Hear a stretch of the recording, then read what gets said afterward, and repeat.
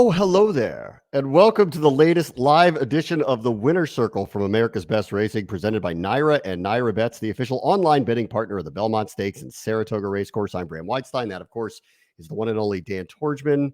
And I know this show's about horse racing, but Dan has already told me I must comment on week one of the NFL to start the show. So I will give you a 30-second wrap up. What would you like to know from my experience being in a stadium week one of the NFL? I want to know about your team. I want to know about the Washington football team. I mean, you guys hung pretty tough. I know it wasn't the outcome you would have wanted, but all things considered, the adversity with Fitzpatrick going down, I think you guys put up a good showing. I'll give you a number that the game hinges on. The Chargers went 14 of 19 on third down. 14 of 19, and one of them was a kneel down at the end of the game. So it's really 14 of 18. So that was really the difference. And there were a couple sequences I think they would have liked back, and we're kind of holding our breath on Fitzpatrick here because he hurt his hip yesterday, and we don't know the severity of the whole thing. We got a lot of expectations here considering who the defensive players are on this team. So that was a pretty big disappointment, but they got a chance to get it right on Thursday night. They play week 2 against the Giants here. They get that win. I think everybody around here start feeling good again. Stephanie, you're not alone. She says it's going to be a long season for this Falcons fan. She's right, actually. She's right about that. True. Good point. True. We will come back and talk about some of the other disappointments, maybe some surprises, some things we didn't expect in the next block. But I guess we should talk some racing here. All right, let's do it. Okay.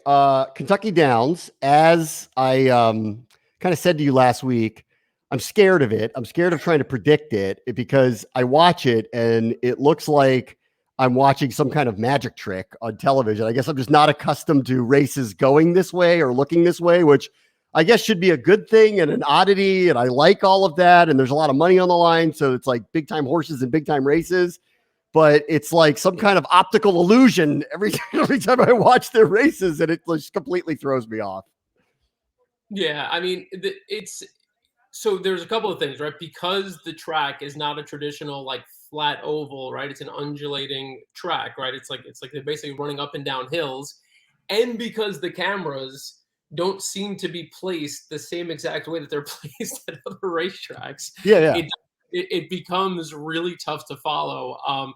Like I love the story of the kind of the smaller racetracks, the fairs, like we got Timonium in Maryland, right? Like I love that, right? Because it becomes an experience, it's an event you go with the family, you have a good time.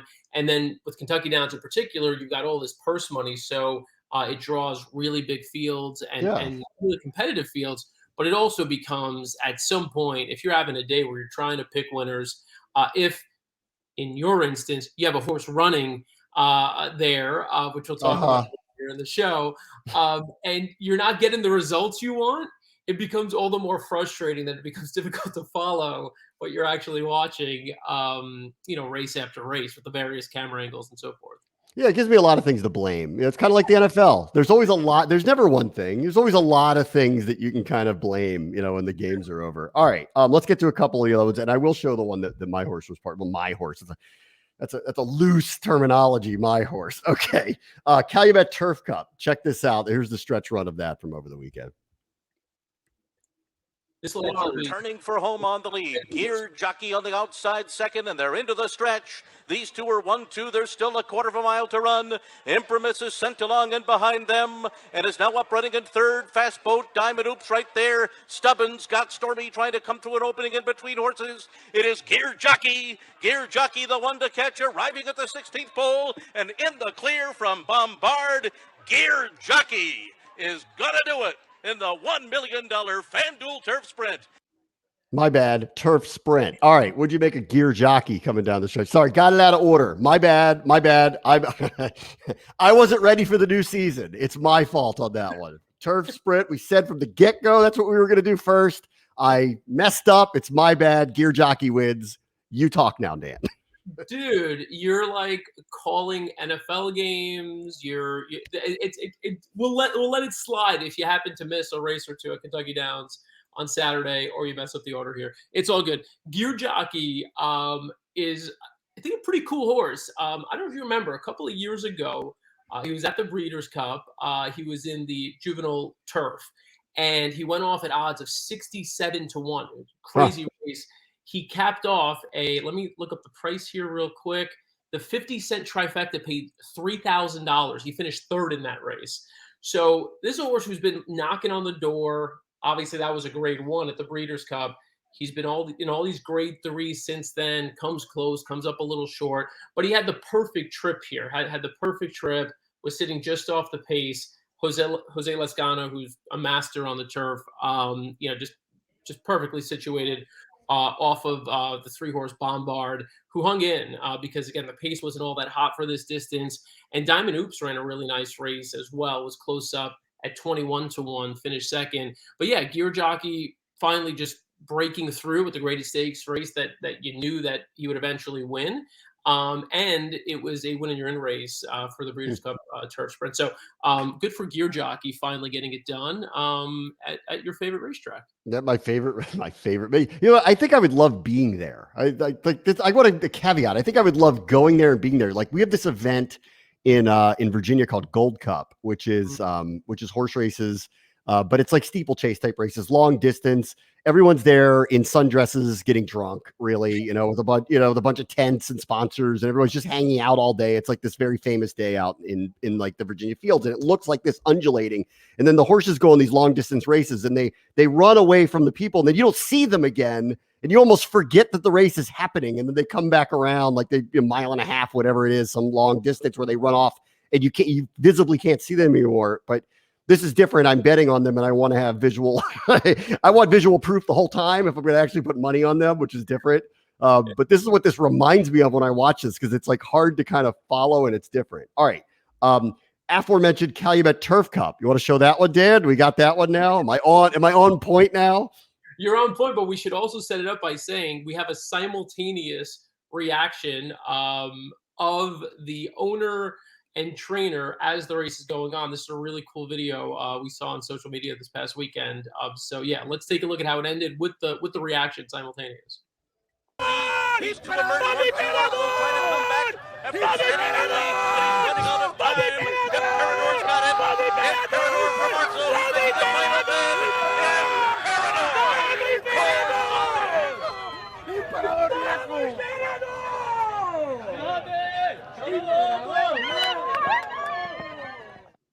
All right, that's unbelievable. All right, that is unbelievable. It's a lot of money they won too. It's pretty unbelievable. And it, like, anyone who's that into it deserves it. The way I look at it, if you're in that into it, you deserve it. Oh yeah, that was really cool. So Imperador is a neat horse. I was bred in Argentina, raced there entirely. It was actually a multiple Group 1 winner there, so it was a good horse there. Again, similar, we talked about Gear Jockey, just hadn't been able to kind of get it done, put it all together here stateside. Ran a nice race last out on the United Nations at Monmouth Park, and then finally really got it done in a deep field. A lot of really good horses. Arklow was right there late. We know it was a super classy horse.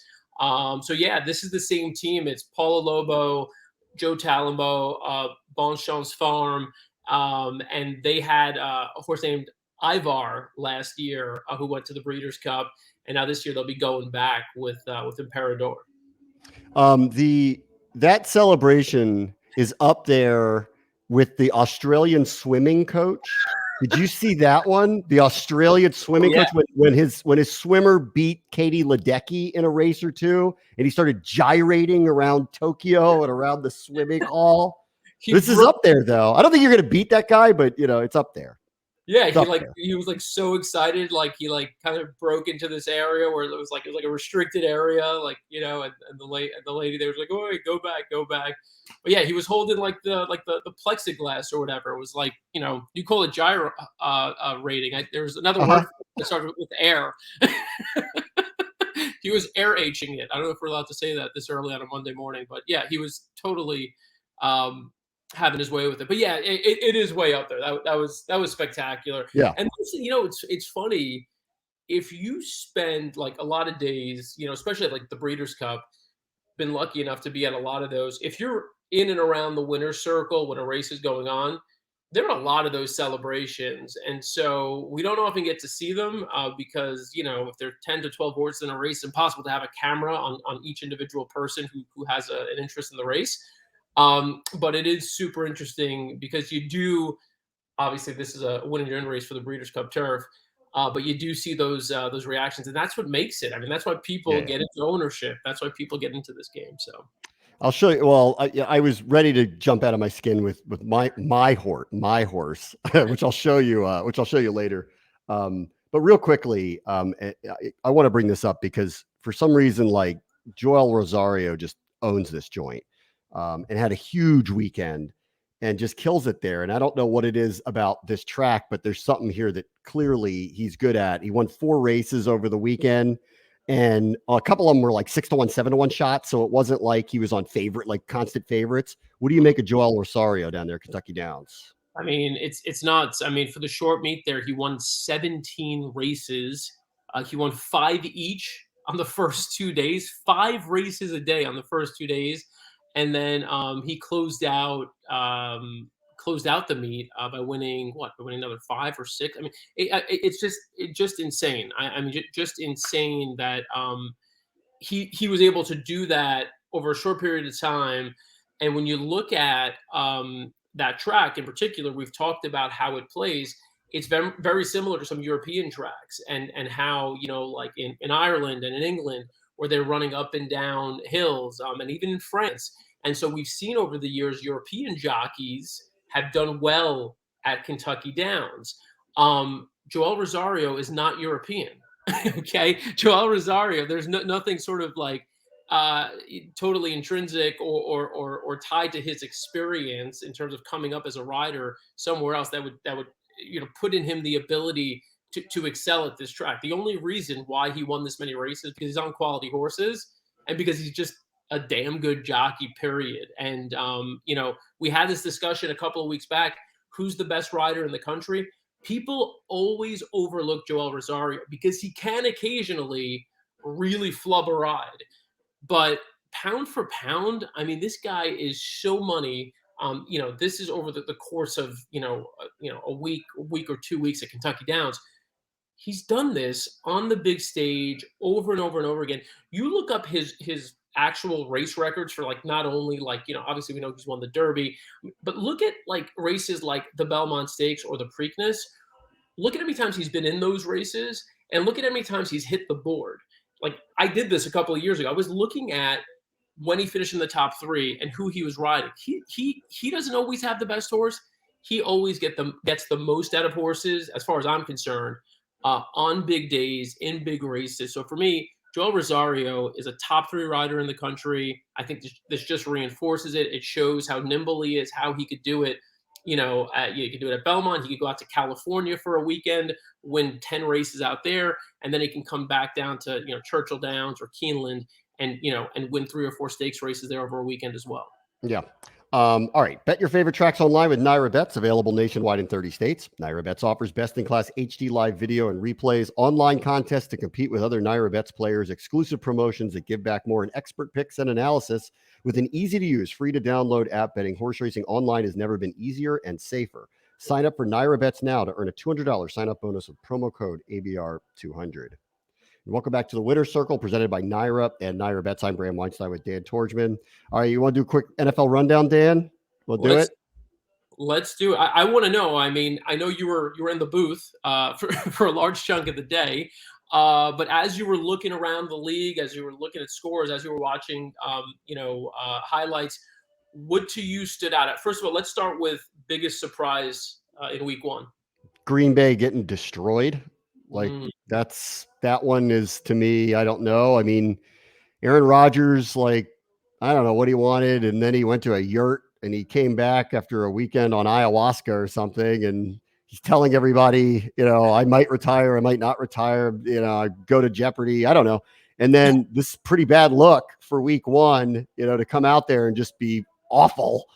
So I don't know if that's New Orleans is fine with Jameis or something's up in Green Bay, and I'm guessing it's the latter. And I have to think that at some point they'll be fine and he'll play like himself again. But that to me is by far the biggest surprise of the weekend. I don't know if it's just me, but I found myself looking at Aaron Rodgers yesterday and thinking he's starting to look like George Carlin. Take Uh-huh. take have you picked up on the Carlin notes? I mean, he really has, like, I think he's got like the ponytail going. I'm just kind of I'm waiting for him to be a little more hunched over with like a dark, like a black shirt, and just start cracking some jokes. But he doesn't seem like he's in the mind frame right now to crack any No, jokes. he looks like he's about to like open up a coffee shop in Maui. Like it's just like he's just kind of done and ready to go off the grid. And so that didn't look great. So that was a surprise. Um, I mean, I guess I would somewhat say Houston killing Jacksonville's a surprise because everyone thinks Houston's going to be just god awful, and Jacksonville's got this, touchdown Jesus playing quarterback for them, but it's not like Jacksonville was any good last year. They got a new coach and all this stuff, and it's been a wonky summer. So I know I'm trying to take too much into that one. And then outside of that, I mean, I guess maybe Buffalo losing at home, but Pittsburgh's pretty consistent. So I don't know. I wouldn't be too high or low on the fact that Buffalo lost at home to Pittsburgh, but that was the first true Bills Mafia game in like a year and a half, and that was a big disappointment. So that was a surprise. Speaking of Buffalo, I saw a tweet a little earlier today from Matt Ripoltowski. He points out specifically this is sort of what's scary of where we are in terms of being able to bet on sports in the moment. Somebody bet $54,000 live on the Bills when they were up at halftime at minus 650. They bet 54,000 to essentially net about an $8,000 profit. Womp womp. Didn't work out. Really. All right. Let me just say this out loud. If that's your return, why are you doing it? I guess because I've never understood that. I guess maybe why I love horse racing is that I know the odds at the end and the payout is going to be worth the risk. I have never, ever, ever thought the idea of I'm going to bet anything minus 650 makes any sense to me ever. Like, yeah, I guess people look. I think it's just if I had to guess, and I'm assuming this is what it is. I don't know for sure, but it's people who have so much money they just don't know what to do with it, and they see it as here's an investment where I could put this money into the market, and I may have to wait X amount of time to potentially clear 10% or 15% or 20% on my investment. So here over the next hour or two, I could make this, even though it's a short return on investment, if you feel good enough about it. But how could you feel good enough about it? It's week one. The team's up by 10 points. Josh Allen didn't exactly look crisp in the pocket yesterday. He was a mess the whole day. There was nothing that looked good about what the Bills were doing in the first half. I don't get how you make the bet given the context. I don't like sweating like that. I like the 8,000 for 54,000, not the 54 for 8. That math doesn't work for me. It's not worth sweating that out. You're just mad at yourself at the end of the day for even putting that kind of risk on the line. I don't know. I'm risk adverse on things like that. And I also subscribe to in sports, there really is no sure thing ever. Oh, ever. So go ask our Falcons fan who saw a 28-3 Super Bowl lead go away. There's no sure thing ever. Right. So I had to bring that up. Poor Stephanie's here. She's asking for a guard, and now you're bringing up. You need more than that. You need more than that, sweetheart. A guard. Oh, that's gonna fix your problems. Yeah, that'll do it. We're just one right guard away from the Super Bowl. Sure you are. Oh, Stephanie, you're talking to a salty Washington football team guy right now. Week one. Yeah, there's 15 cities that are really angry after week one. You mentioned Trevor Lawrence. I don't know how many highlights you got to see of Trevor and the other guys, the rookie quarterbacks. But who did you think stood out? Who's most impressive to you in week one? So I didn't see a lot of Zach Wilson, so it's hard to know there. I think it's a matter of time before Justin Fields plays. I mean, I don't even know how they don't go to him sooner rather than later. Trey Lance, I heard through a touchdown pass, but I actually, they're in a different situation. I think that they can manage with Garoppolo and him and use him, strategically. And there's no real rush. I love the 49ers this year. I think they have a really good team. So I don't think there's any real rush there for him. Lawrence is in an interesting situation. I totally buy that he's going to be great. Like of people coming into the league, there are no certainties, but I think the baseline for him is really good to great. There's no bust involved here. Like he's going to be really, really good. It's just how good, and maybe the situation will have something to say about that. So I didn't see a lot, but doesn't sound like it went very well. And Mac Jones, I didn't see any of it. So it's hard for me to know. His numbers looked okay, but they ended up with 16 points and lost at home. That's not what Tom Brady used to do. So I'm going to go with they're not particularly pleased about that. So that's what I thought as well. I was like, you know what? It looks like they played just good enough to lose. That is the opposite of what you expect from the Patriots, which is, just good enough to win most of the time. Yeah, well, I mean, they always win. I mean, in the end, they win. And so, like, all these people in Boston that are yelling Brady 2 at me, okay, whatever you say, guys, let me know. Welcome to the world of reality where the rest of us have lived in for the last 20 years, where there are no certainties in anything you do. And, shame on you for letting, whatever that alien is who's playing in Tampa Bay, letting him leave your fair abode. I don't know what you were thinking. Like, clearly, there's nobody ever been like him. There will be no one like him. I don't know what you're doing. I will say this, though, having seen Herbert in person now, he's really good.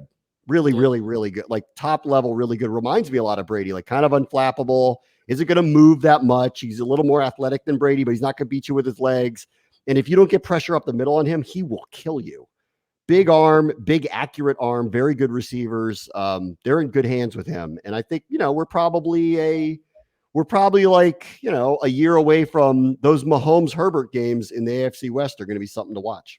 One more thing on Lawrence, that loss yesterday, his first loss in professional ball of any kind. That's incredible. Didn't lose in college, never lost in high school. Never lost regular season. He lost he didn't lose, he didn't win the championship. So they didn't lose regular season. Yeah. Yeah. I mean, that's gotta be weird for him. That's some kind of, I know he's probably like, what? Yeah. What's that? All right. What do you got? Do we have the commercial, or is that we not doing the commercial? We could do the commercial. Wait, I just want to ask you before we go to the commercial. You did your predictions, your division winner predictions last week. Do you want to go back on anything? Do you want to change anything based on 1 week? Let's see. I mean, I had Tampa, Niners, Washington. I will not walk that back.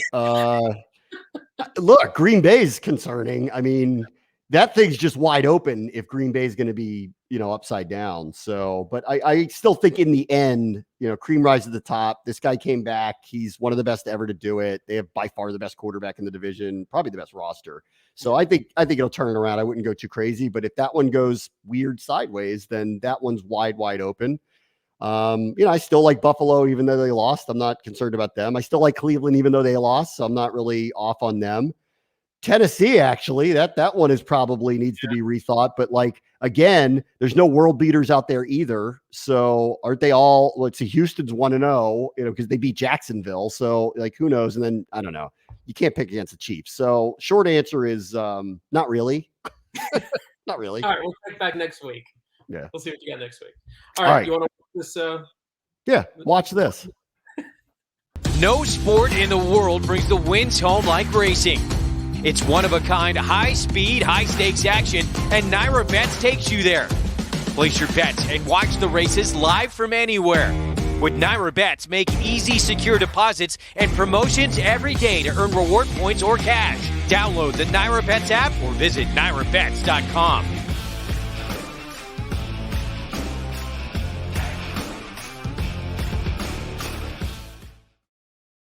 And welcome back to the Winner Circle, presented by Naira and Naira Bets. I'm Bram Weinstein with Dan Torgman. All right, you want to check out my horse? You want to check out my horse from Kentucky Downs? So I'm part of a group called Brilliant Racing. Our buddy Joe Christofek, who you see in the paddock at Churchill Downs and Fairgrounds down in Louisiana, and probably at Kentucky Downs, I would assume he was this weekend.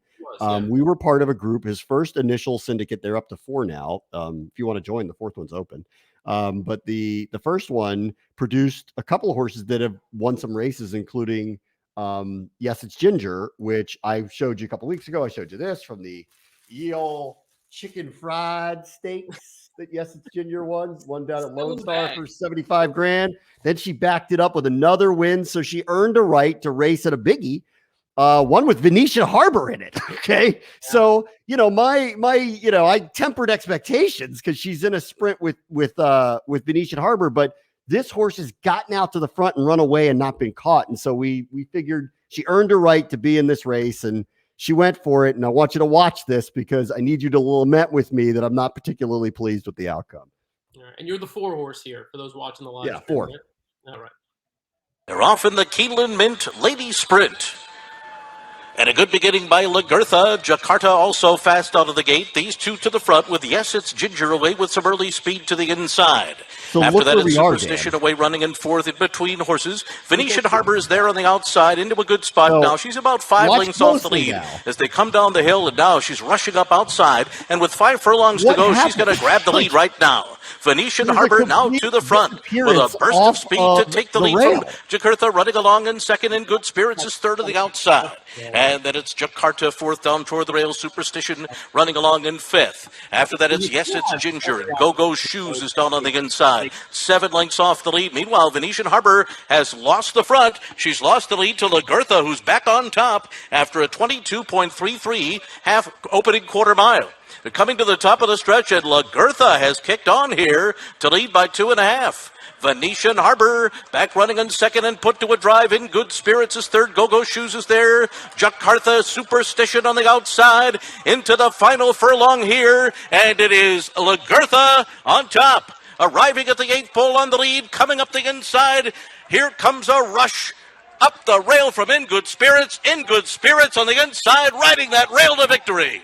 In Good Spirits, and John Velasquez do it. Catch a Bid got up for second. Lagertha was third. Okay, now listen.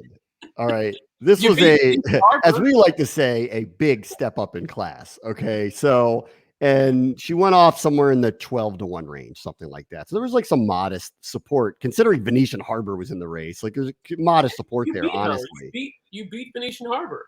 We did beat Venetian Harbor. This horse, as I told you, gets out to the front. Gaffleone gets her immediately on the rail, right on the first flight, and then somehow, poof, disappears.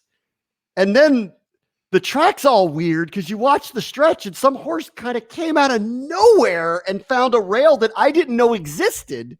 And that bothered me. So I don't know. Maybe I'm just, I don't know. Disappointed is somewhat like, I don't know. Should I be disappointed? I mean, like, this is a humongous step up in class. I just didn't like the way the thing played out. And I don't know why Gaffleone left the rail position there, especially in seeing how it played out in the outcome. It made no sense to me. Well, first of all, you may want to wish Tyler a happy birthday. It was his birthday this week. I do not want to wish him a happy birthday today, but go on. Well, happy birthday, Tyler, from me. I'm not going to be as critical. Obviously, I'm not like as emotionally invested. That's my horse. I'm going nuts every minute of that race. What I think Tyler was doing and what he wanted, he would have liked to, I think, have retained that rail position. But he chose not to, Dan. He chose not to. He had the rail position. There was nobody boxing him in. He didn't have to go to the outside. I don't know what happened there. It was like he just magically disappeared and got sucked up in a vacuum. Well, I don't know how fast your horse is. I mean, is she usually on the lead like that? Is she usually? Oh, she's fast, Dan. No, yes. Her whole thing is she gets out on the lead. And again, I'm like, look, okay, like, look, I get it. Like this, I didn't expect to win, but when they came out of the gate and she was where she was, there was this, oh my God, we might actually do this moment, because she was exactly where I would hope she would be. And within a blink of an eye, she was moved to a place she doesn't win from. And I was just, I don't know. I didn't like it. That's all. Yeah, the way it unfolded at the start was similar to what we saw earlier with Gear Jockey, who got really this perfect trip. And so I think what would have been nice, it would have been ideal if you were able to maybe you didn't want to be that close up in a tight spot, but maybe there was some way that you could have tipped out and kind of tracked like in the 2 path. That might have been the best thing. I will say that the positive, the positive in all this is that if you saw Tyler's body language in the closing stages of the races, he wasn't asking her for anything. So the positive is hopefully that race didn't take too much out of your horse. Yeah.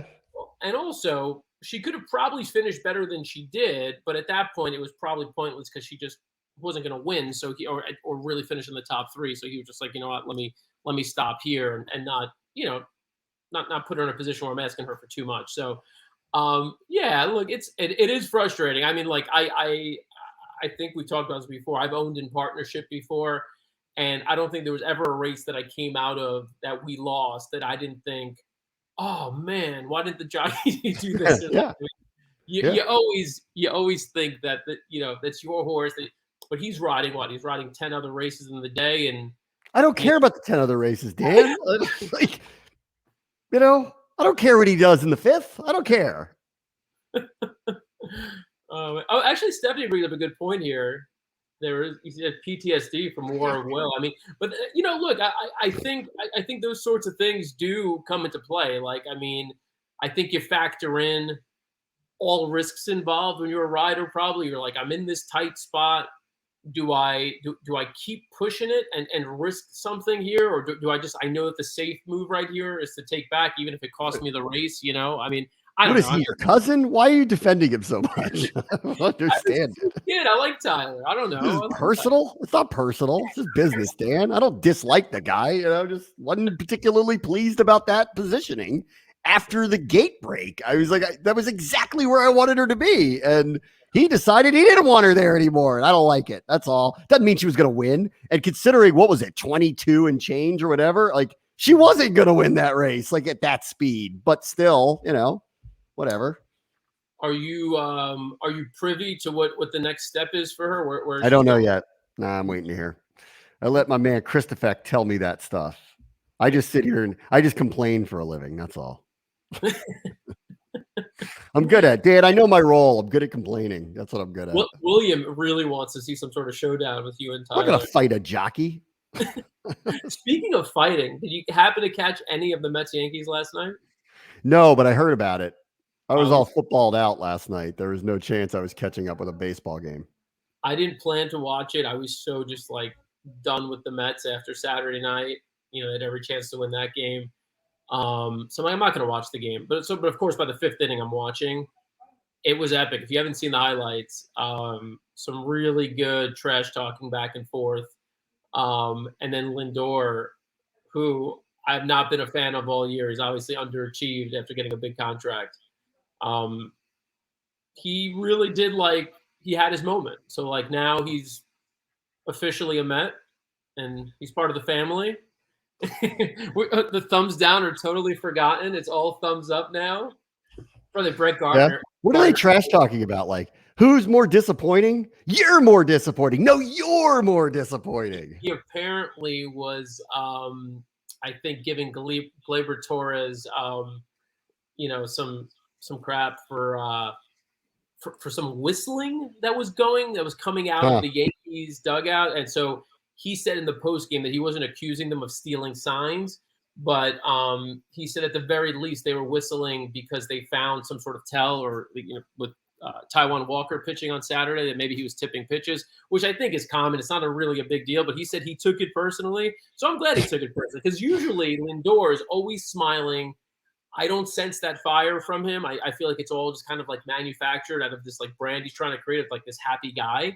I don't want a happy guy. I want an angry Francisco Lindor every single day, because we saw yesterday what he can do when he's angry, and that's hit 3 home runs. So spectacular. There you go. You're part of the family. Just however many games back they are in the middle of September, and you finally got a good game out of them. Finally got a good double thumbs up. Yes. Double thumbs up.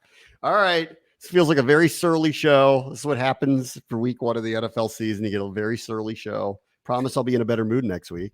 I feel a win on Thursday night, so I'm going to be in a real good mood. I'll have the weekend off. I'm going to be in a real good mood. I'll be able to just sit back and watch football watch racing on Saturday, watch football on Sunday. I'm going to be happy. Happy man this week. You deserve it, man. You deserve it. Thursday night should be fun. All right. That'll do it. As always, the Winter Circle is presented by America's Day at the Races, the official live broadcast partner of Aqueduct Racetrack, Belmont Park, Saratoga Racecourse, and tracks nationwide. For Dan, I'm Bram. We'll see you next Monday.